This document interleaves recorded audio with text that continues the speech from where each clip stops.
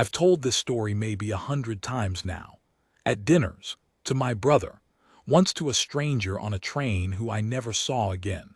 And every single time I get to the same part, the part where the guard turns his head and the person listening leans in a little closer. They always do.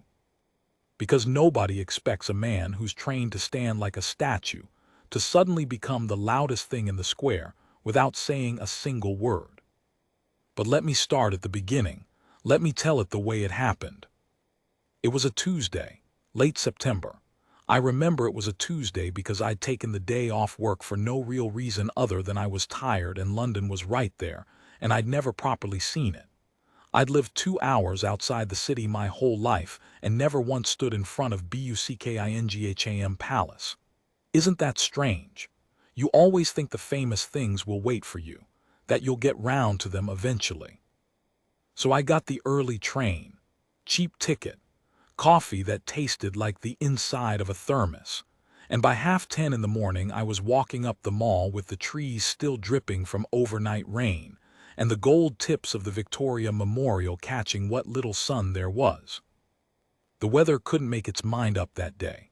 1 minute the sky was that soft pale grey that London does so well, the kind that makes everything look like an old photograph. The next, a bit of sun would push through, and the whole front of the palace would light up like someone had flipped a switch. People kept putting their umbrellas up and taking them down again. You could hear it, that little snap-snap of fabric all along the railings. There was a good crowd. Not a changing of the guard crowd, not that mad crush, but enough. Tourists mostly.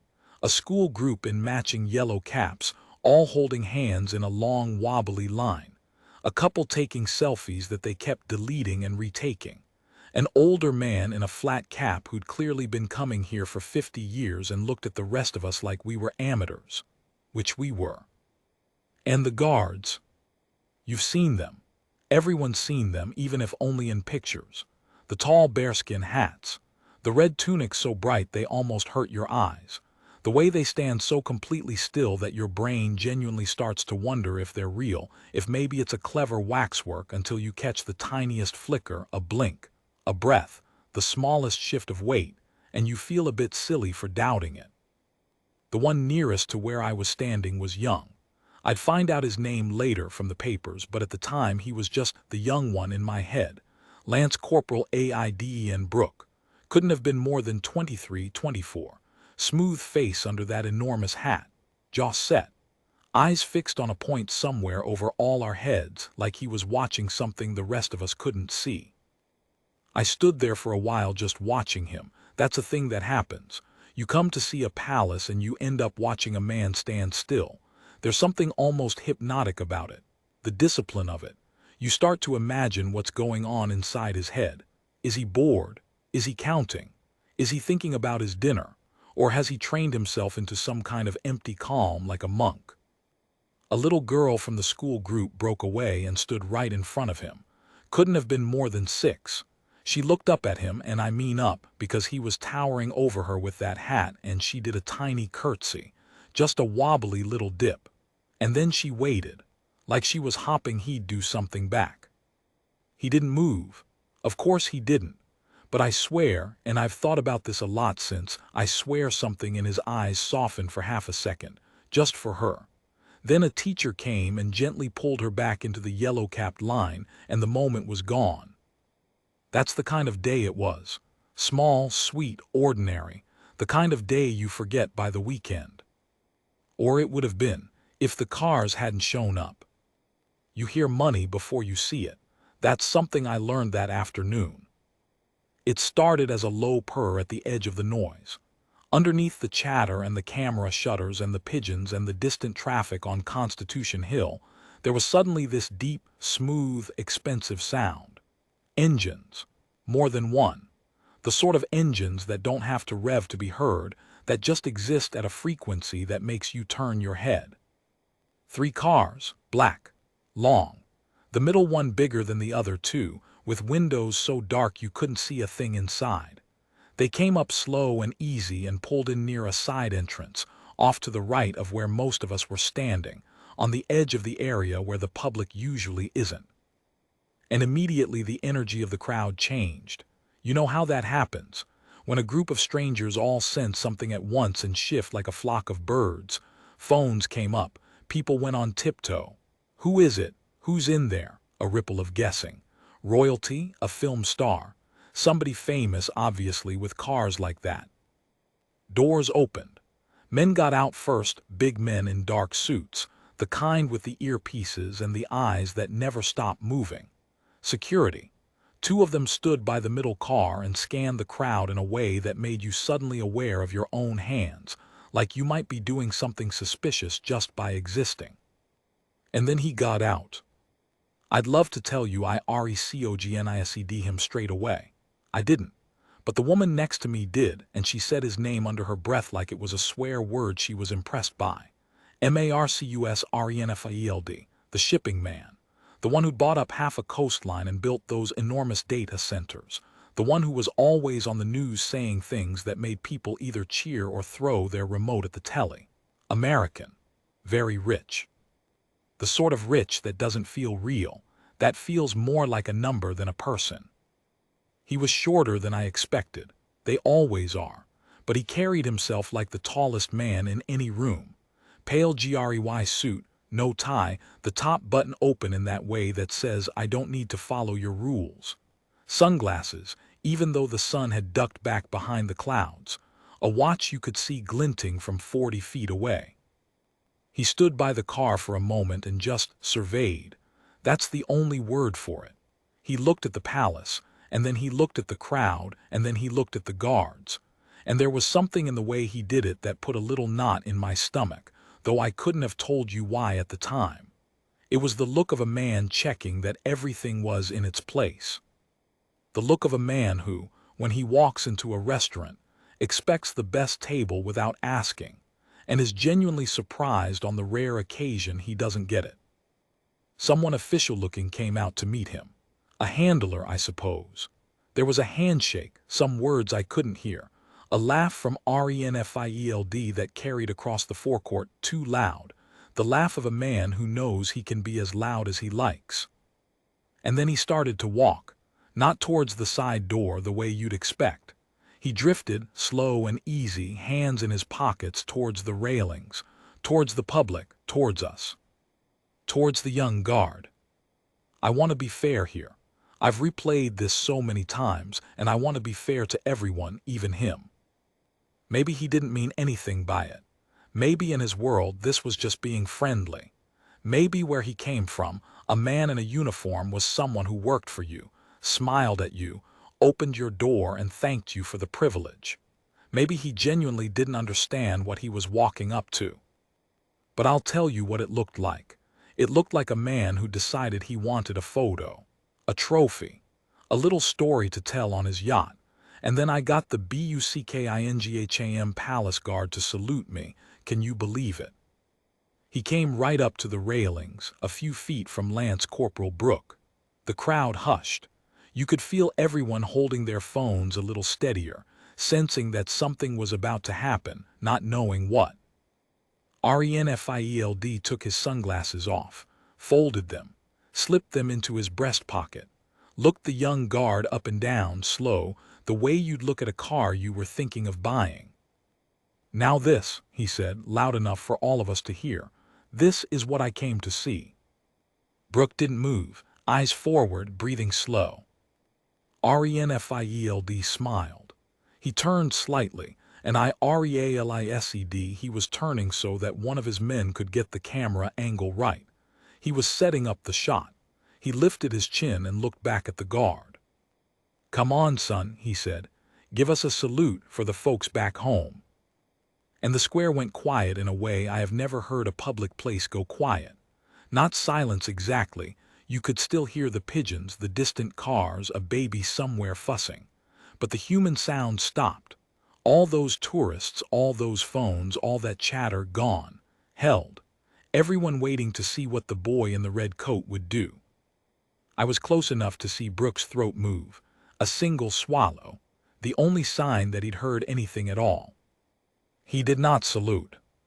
He did not move. He stood exactly as he had stood for the little girl in the yellow cap, exactly as he had stood all morning, exactly as men in that uniform have stood for longer than any of us have been alive.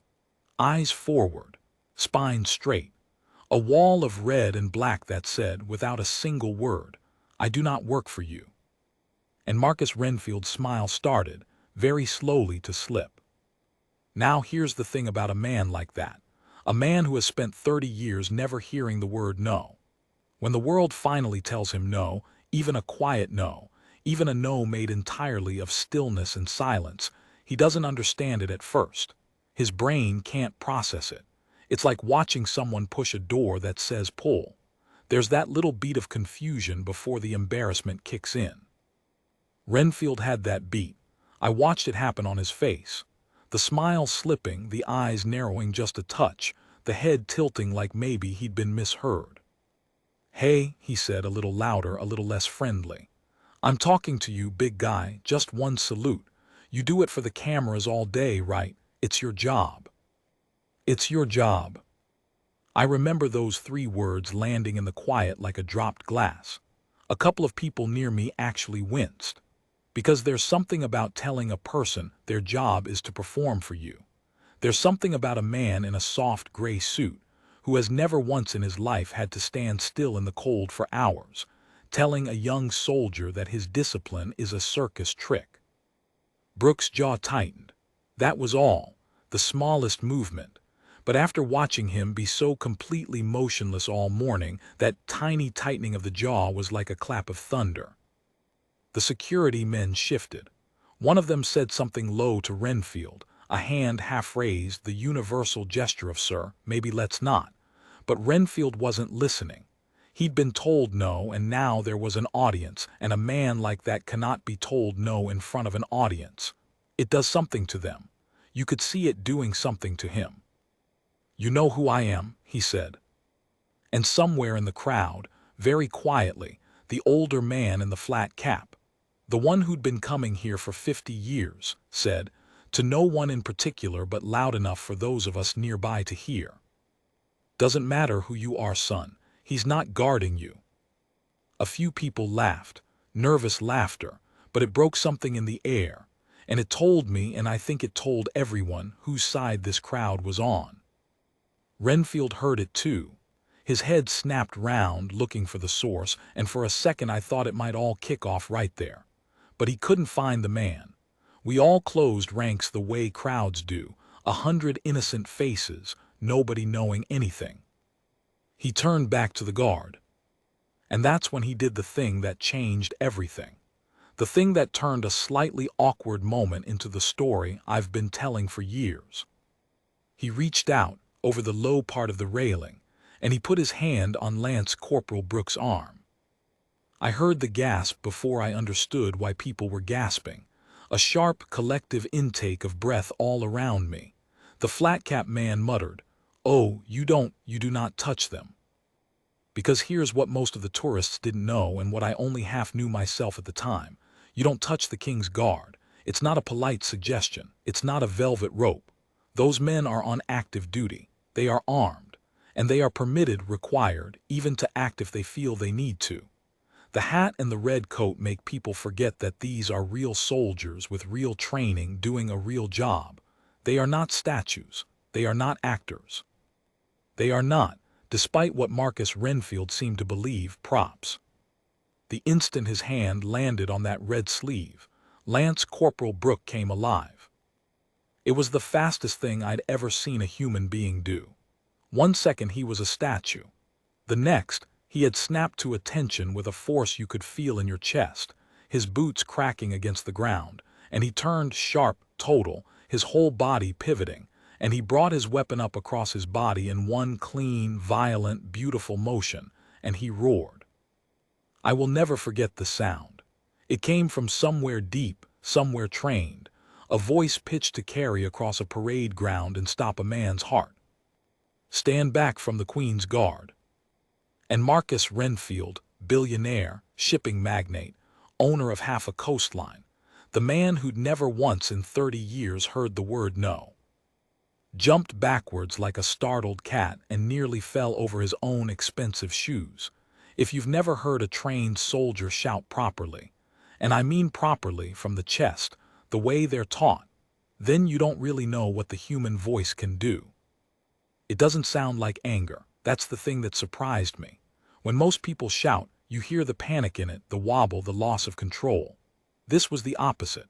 Lance Corporal Brooks' voice came out flat and hard and absolutely level, like a blade laid on a table. There was no fear in it and no temper, just total authority. The kind of sound that goes past your ears and lands somewhere in your spine, in the old animal part of your brain that knows instantly to freeze. 100-and-something people froze. And Marcus Renfield stumbled backwards into one of his own security men, who caught him by the elbow before he went down. For 1/2 of 1 second, the richest man in the square looked exactly like a boy who'd touched a hot stove. Eyes wide, mouth open, that little flinch of pure animal surprise that money can't train out of you, no matter how much of it you have. I've thought about that half-second a lot, because it was the realest he looked all day, before the suit came back, before the ego came back, before he remembered who he was supposed to be. The square stayed frozen for what felt like a long time, but was probably 3 or 4 seconds. Brooke had already gone still again. That was the most chilling part, honestly. The shout, the snap to attention, the weapon coming up, and then, just as fast, he was back. Back to the wall of red and black. Back to eyes forward, breathing slow, like nothing had happened at all. As if the whole thing had been a switch he could flip and flip back, and the rest of us were left standing there with our hearts going like drums, while he was already calm again. That's discipline you can't fake. You can buy a lot of things, you cannot buy that. The little girl from the school group, the one who'd done the wobbly curtsy earlier, had started to cry. Not loudly. Just a quiet, startled crying, the way kids do when something happens that's too big to understand. A teacher scooped her up. Other kids in the yellow caps had gone wide-eyed and silent and pressed themselves together. Somebody's dog was barking now, somewhere behind me, set off by all of it. And then the spell broke, and everyone started talking at once. You know that sound a crowd makes when something happens? That rush, that wave of voices, everyone turning to the person next to them. Did you see that? Did you see? Oh my God, did you see what he did? It rolled across the forecourt. Phones that had been filming were now being clutched, the footage suddenly precious. People were already turning their screens to show each other. I had my own phone up. I'd been filming, half by instinct, and my hands were shaking so much that when I watched it back later, half of it was just sky and railing. But the part that mattered was there. The hand on the sleeve, the snap, the shout, Renfield stumbling. I had it. We all had it. There were 40 cameras on that man, and he didn't realize yet just how thoroughly the next part of his afternoon was going to be witnessed. Renfield recovered the way men like him recover, fast and badly. He shook off his security man's hand, straightened his jacket, ran a palm over his hair, and then, this is the part that still makes me shake my head, he laughed. A big laugh, performative. The laugh of a man trying to take control of a room that has already decided it doesn't like him. He turned to the crowd, arms a little open, like he was inviting us all to share the joke. "Whoa," he said. Okay, big fella, message received." He chuckled, looking around for support, for anyone to laugh along. "They take it serious here, huh? They really take it serious." Nobody laughed with him. I want you to understand how loud that silence was. He just made a joke to 100 people and not one of them gave him anything. Not a chuckle, not a smile, not even a polite cough. Just a wall of faces looking at him the exact way you'd look at a man who just kicked a dog. And you could see it reach him slowly that this crowd was not his. That he had badly misread the room. That somewhere in the last 30 seconds, he had become the villain of a story that was being recorded from 40 angles. The flat-cap man near me crossed his arms. "He's not the entertainment, pal," he said, loud this time, not hiding it. "That boy's standing guard. You don't grab a soldier." A few people murmured agreement. A young woman behind me said, "He could have been shot, you idiot," to her friend, and she wasn't entirely wrong, and Renfield definitely heard it. His jaw worked. The friendly act dropped off his face like a mask coming loose. And now we got to see the other Renfield. The one underneath. The one that doesn't get embarrassed gets angry. Because to a man like that, being embarrassed and being angry are the same feeling. He can't tell them apart. The shame comes in and it converts straight to fury before he can even notice it happening. "You know what?" he said, and he wasn't talking to the crowd anymore. He was talking to the guard, jabbing a finger toward Brooke across the railing. "This is exactly the problem with this whole country. No flexibility, no customer service. A man comes to spend money, to appreciate your little traditions, and this is what he gets. A kid in a costume yelling at him." A costume. I heard that word go through the crowd like a hiss. A costume. He'd called that uniform a costume. The uniform of a regiment older than his entire country, worn by a young man who'd earned the right to stand there through training most of us couldn't survive a week of, and Marcus Renfield had called it a costume. The way you'd call a kid's Halloween outfit a costume. Even his own security man looked uncomfortable. I saw the suit beside him close his eyes for a second, the way you do when someone you're with says the thing that can't be unsaid. Here's something I've never quite been able to explain to people who weren't there. The mood didn't just shift, it turned. There's a difference. A shift is gentle, a turn is hard. And what happened in that square in those few minutes was a turn, the kind where you can almost feel the temperature drop, where a crowd that was 100 separate strangers becomes, very briefly, a single thing with a single feeling. And the feeling was, we are with the boy in the red coat and we are not with you. It's a strange thing to be part of. I'm not a brave person.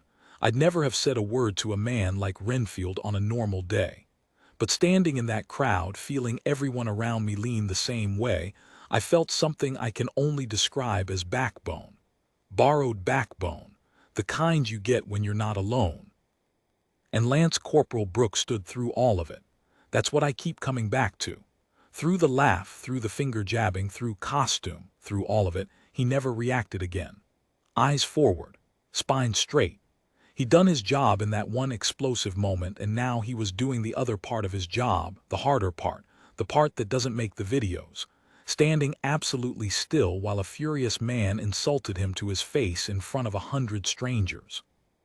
Because that's the discipline, isn't it? The shout wasn't the discipline. Anyone can shout.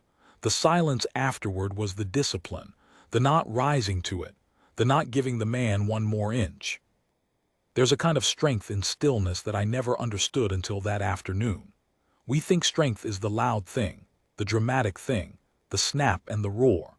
But the real strength was the thing that came after.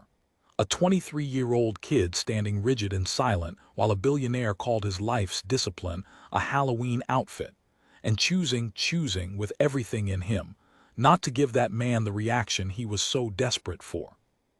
I don't know if I could have done it. I really don't.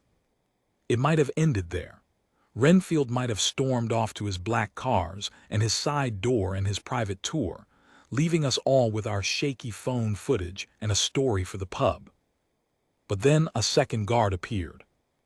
I don't know where he came from, one of the archways, I think, somewhere off to the side, older than Brooke.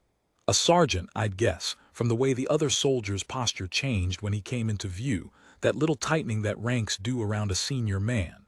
He marched out with that hard, clipped, mechanical step they all have, boots cracking on the ground, and he came to a halt a few feet behind Brooke and slightly to the side. He didn't shout. He didn't grab anyone. He just positioned himself, squared up, and looked at Marcus Renfield with an expression so flat and so cold that the billionaire actually took a step back on his own this time. Two of them now, the young one and the old one, red coats and black hats side by side a wall. And somewhere behind the railings I became aware of movement, other figures in different uniforms, the more practical kind, the security and radios kind, drifting into the edges of the scene. The palace has its own way of handling things. It doesn't rush. It doesn't make a fuss. It just quietly thickens around a problem until the problem realizes it's surrounded. Renfield's own security clearly understood this faster than he did. One of them stepped close to him and spoke low and urgent into his ear, a hand on his shoulder now, no longer asking, "Sir, we're leaving. Now." For a moment Renfield resisted. You could see it. He had more to say. He always had more to say. There was a whole speech in him about respect and money and customer service, and what this country was coming to, and he wanted to deliver it. He wanted the last word so badly you could see it straining behind his teeth. But then he looked around, really looked, at the wall of 2 guards, at the figures gathering behind the railings, at the 100 faces, every one of them turned toward him, every one of them holding a phone, every one of them cold. And I genuinely think, for the first time in a very long time, Marcus Renfield understood that he was outnumbered in a way his money could not fix. So he did what men like that do when they finally lose. He pretended he'd won. "Not worth my time," he announced to nobody, to everybody, waving a dismissive hand at the whole square as if we were the ones who'd embarrassed ourselves. "This place, unbelievable, unbelievable." He turned on his heel. "Let's go, we've got the dinner." And he walked back toward his cars, fast, with his chin up and his shoulders back, performing dignity for an audience that wasn't buying a single second of it. The flat-cap man watched him go and said, mildly, almost to himself, "Off you pop then." And this time, the laugh that went round the crowd was real. It's funny what sticks with you. I remember the relief, as those cars pulled away, the way the whole square seemed to exhale at once, shoulders dropping, that held breath finally let go. I remember the school group, the teacher crouched down talking softly to the little girl, who'd stopped crying and was now staring at Brooke with a kind of awe usually reserved for cartoon superheroes. I remember a man in a Canada t-shirt going round asking everyone if they'd got it on camera, buzzing with the energy of having witnessed something. But mostly, I remember Brooke himself. Because while all of this was happening, the cars pulling away, the crowd buzzing, the relief, the laughter, he had already gone back to being a statue, completely. As if Marcus Renfield had never existed, as if the last 10 minutes had been a small weather event that had passed over him and left him exactly as it found him, eyes forward, breathing slow, a point over our heads that only he could see. And the strangest, most moving thing happened then, and I've never been able to describe it properly, but I'll try. The crowd started to applaud. It began with one person, I don't even know who, a single pair of hands somewhere near the front, and then a few more. And then it spread, the way these things do, until the whole forecourt was clapping. Not wildly, not like a concert, a different kind of clapping. Slow and warm and a bit emotional, the kind of applause you give when you've watched someone do something quietly remarkable and you don't have any other way to say thank you across a railing. We were applauding a man who couldn't acknowledge it, who wouldn't, who stood there through all of it, this wave of warmth from 100 strangers, and gave us nothing back, because that was the job, because the discipline doesn't take a day off just because the day's been hard. But I was close, closer than most, and I'm telling you, I was watching his face when the applause started, watching that fixed point over our heads, watching for any flicker the way I'd watched all morning. And his eyes were shining. Just a little, just at the edges, a young man standing rigid and silent in a red coat, holding the line, holding it all in, while 100 strangers told him without words that they'd seen what he did and they were proud of him, and his eyes were shining, and he would not let one single tear fall, because that, too, was the job. I had to look away. I'm not ashamed to say it. I had to look away because my own eyes had gone, and I'm a grown man who'd come to London on a whim on a Tuesday to look at a building. I didn't know then that the afternoon wasn't over. I didn't know that within the hour, something far bigger and far more frightening was going to test that same young man in a way no rude billionaire ever could. I didn't know that the story I'd just witnessed, the one I was already composing in my head, already excited to tell, was only the small story. the warm-up. I just knew, in that moment, watching a soldier hold back tears he wasn't allowed to cry, that I'd seen something I'd carry for the rest of my life. I bought a coffee from a cart on the corner. My hands had finally stopped shaking. I leaned against the railings further down, away from the crowd, and I watched the guards, and I thought about discipline and pride, and what it costs a person to stand still when everything in them wants to move. The sky had cleared, properly this time. Late afternoon sun came down golden over the whole front of the palace and lit the gold tips of the memorial like they were on fire. It was, for about 40 more minutes, the most beautiful afternoon I'd ever spent in my life. And then the world went white, and the sound hit my chest like a fist, and everything changed. They say you never hear the one that's close, that the sound arrives after somehow, that your body feels it before your ears understand it. I always thought that was a thing people made up to sound dramatic. It isn't, I know now, because the first thing wasn't a noise at all. The first thing was the air. A flat, hard punch of pressure that came across the open ground in front of the palace and hit every single one of us in the chest at the same instant. Coffee cups jumped out of hands. The pigeons went up all at once in a gray explosion of their own. A window somewhere behind me made a sound I'd never heard glass make. And only then, a half-second behind, came the noise. This enormous, rolling, low crump that didn't sound like the movies at all. More like the sky itself had been dropped from a great height. It came from the direction of the park. Off beyond the trees, past the corner, where the green opened up and the joggers ran and the deck chairs sat in summer. A column of dust and pale smoke was already climbing above the tree line, leaning slightly in the breeze, and birds were still pouring up out of the branches like the trees were boiling. For one full second, nobody in the square moved or made a sound. 100-odd people, all of us caught in that same animal stillness, the brain refusing to file what it had just received. What was that? What was that? What was? And then the screaming started. I'm not going to pretend I was brave. I want to tell this honestly, and the honest version is that for the first few seconds I was useless. I just stood there. Coffee down my front, ears ringing, heart slamming, brain completely empty. Some part of me was still in the beautiful golden afternoon and couldn't catch up to the new one. The crowd broke apart like a dropped plate. People ran, in every direction at once, which is the terrible thing about a real panic. There's no sensible single way to go, so everyone goes everywhere and they crash into each other and they fall, and they trample the things they drop.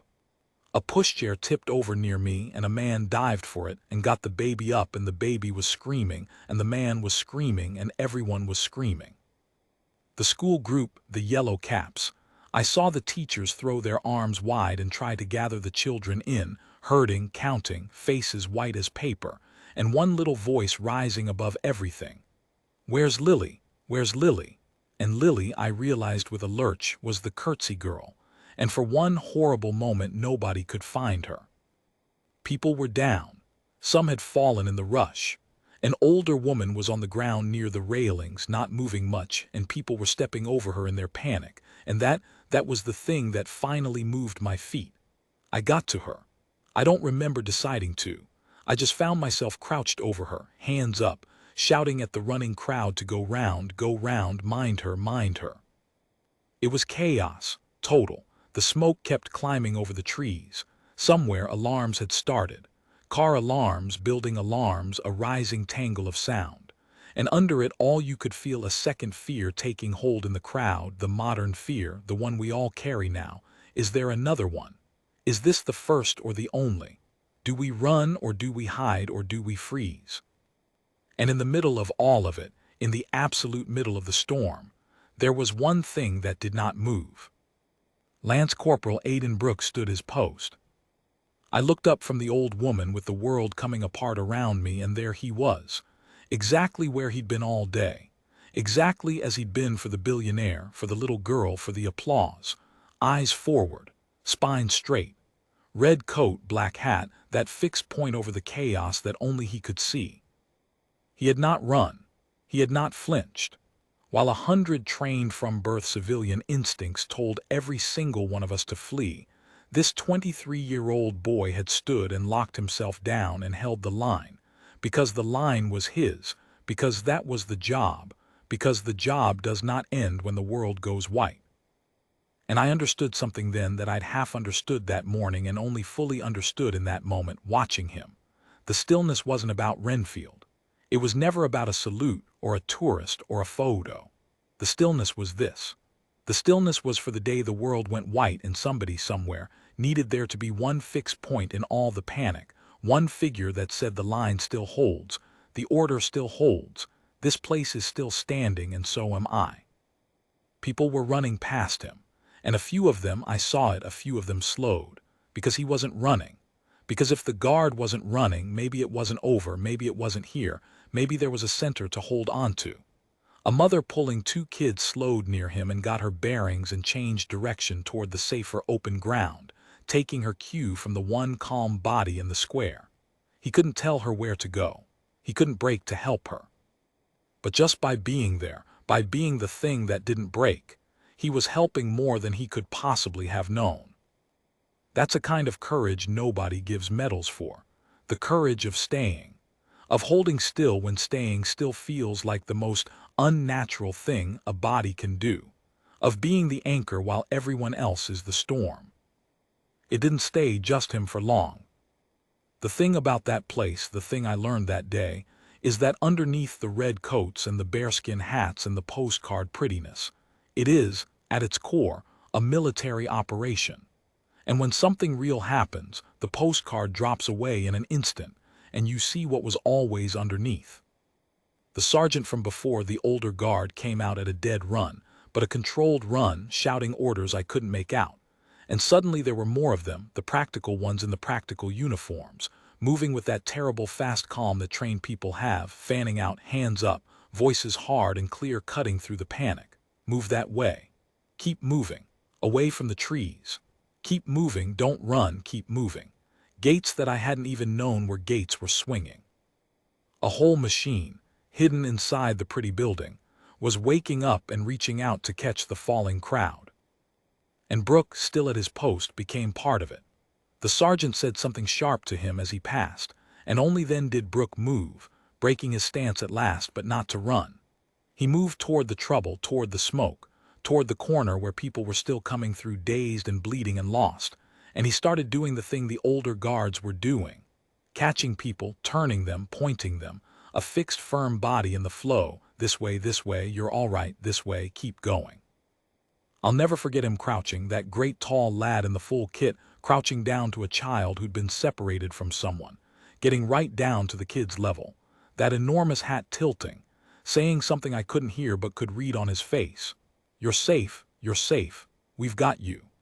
The same face that had stayed iron, still while a billionaire insulted him to his teeth, was now soft and open and steady for a frightened child in the smoke. Same discipline, completely different shape, and I realized they were the same thing all along. The not saluting and the not running and the kneeling down for a child, all of it came from the same place. A man who knew exactly what he was for, and would not be moved off it by a rude man's vanity or by the end of the world itself. I don't know how long it lasted, minutes that felt like hours. The accounts afterward all said different things, the way they do. What I know is what I saw. I know the old woman I'd been crouched over turned out to be all right, winded, bruised, a turned ankle from the fall, more frightened than hurt, and that 2 of the practical uniform men reached us and took over, and one of them gripped my shoulder for a second and said, "Good lad, well done, off you go now," before I'd even understood I'd done anything. I know that little Lily turned up, thank God, tucked behind a stone pillar where she'd run and frozen, exactly the right thing to do, and the teacher who found her sat down on the ground and just held her and shook. I know that the column of smoke over the trees thinned and paled and stopped growing, and that word started to move through the scattered crowd, the way word does, that it had been a single thing, away from the worst of the people, and that the worst fear, another another one never came true. It was bad. I won't pretend it wasn't. People were hurt. The day left marks on a lot of us that didn't show. I had a ringing in one ear for a week and a jumpiness around loud noises that took a lot longer than that. For months afterward, a car door slamming could put me right back on that golden afternoon with the coffee down my front. But it could have been so much worse. And one of the reasons it wasn't, one of the small, human, unmeasurable reasons, was a square full of frightened people who found, in the middle of the worst moment of their lives, a handful of young men in red coats who simply would not break, who held the line, who turned the panic into a current and gave it somewhere to flow.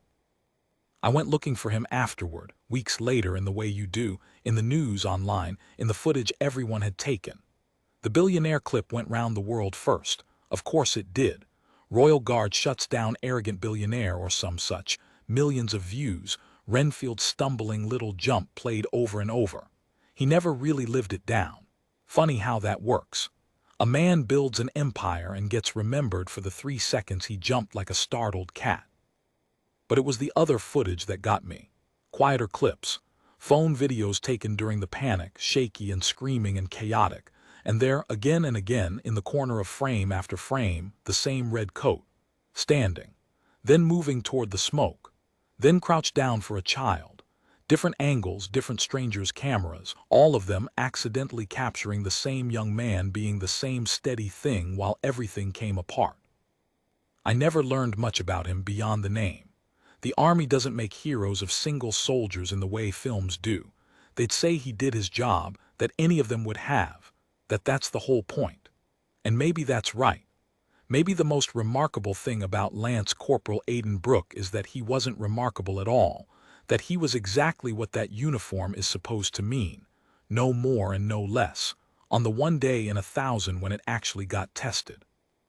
But I was there, and I'm telling you he was remarkable, both times, the loud time and the quiet time, the shout and the stillness. I think about that day more than I think about almost anything else in my life. I think about how it started. A man so rich and so used to being obeyed that he genuinely believed a soldier's discipline was a service he could purchase, a trick he could command, a costume he could mock. And I think about how it ended, that same discipline, that same refusal to be moved, becoming the one thing 100 terrified strangers could hold on to when the world went white. Renfield wanted a salute. He wanted that young man to bend, just slightly, just for him, just for a photo. And the boy wouldn't. Stood there in the cold and the damp and gave him nothing because that uniform doesn't bend for vanity, it doesn't perform for money, it isn't for him. And then a few hours later the same boy showed us what it was for. Showed us that the stillness Renfield mistook for a circus trick was actually a promise. A promise that on the worst day, when everyone else runs, there will be someone who stays. People ask me when I finish telling it what the lesson is. They always want a lesson, and I never quite know what to say because I don't think it's the kind of thing that folds up neatly. But if you made me, I'd say this. I'd say that the world is full of Marcus Renfields.